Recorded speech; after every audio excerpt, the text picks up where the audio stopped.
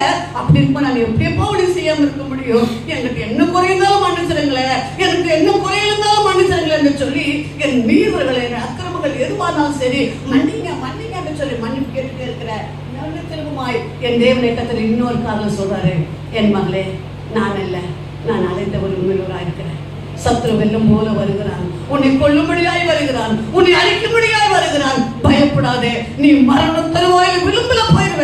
ஆனாலும் கர்த்தராகிய தேவன் நான் உன்னை அழைத்தவர் உண்மையோரா இருக்கிறேன், உன்னை விட்டு நான் விலகவும் இல்லை, நான் உன்னை கைவிடவில்லை என்பதாக சொன்னார். அடுத்தது பார்த்தீங்கன்னா சத்ரு வரான், அதாவது அந்த கோட்டில இருந்து இந்த கோட்டு மட்டுமாய் ஒரு பெரிய சிங்காசனம் வைக்கப்பட்டிருக்குது. அதாவது சிங்காசனம் அப்படின்னா உலகத்தினுடைய சிங்காசனம். அதுக்கு மேல அழகான ஒரு கருப்பு வெள்ளை கயிறு, சுருக்கப்பட்ட கயிறு மேல இருக்குது.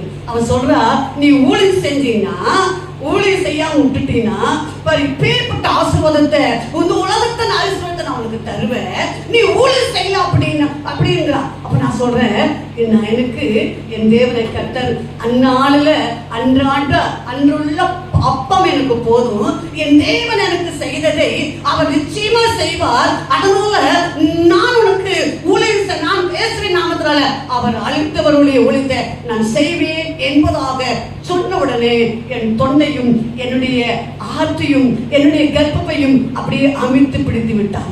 என் நீதித்தை அமைத்து பிடிச்சோன்னே என்னுடைய மூக்குல வாயில ரத்தம் வருது. ஆனா மற்றவங்களுக்கு தெரியாது. என்னுடைய இருதயம் நசுக்கப்படுகிறது, என்னுடைய சுவாச குழாய்கள் நசுக்கப்படுகிறது, மரணத்தின் விளிம்புல போகிற திணறல.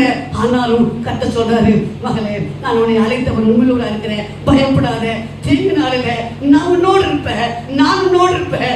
நீ அழும்போது நான் அழுவேன், நீ துக்கப்படும் போது நான் துக்கப்படுவேன், நான் உன்னை விடுதலையாக்கும் போது உன்னை விடுதலையாக்குவேன். தைரியமாரு, பயப்படாத பயப்படாதுன்னு கர்த்தர் சொன்னார். அப்போ நான் சாஸ்தாங்க வந்து சொன்னேன், என்னால் ஒண்ணும் முடியாது ஏசப்பா, எனக்கு ஒண்ணும் தெரியாது ஏசப்பா.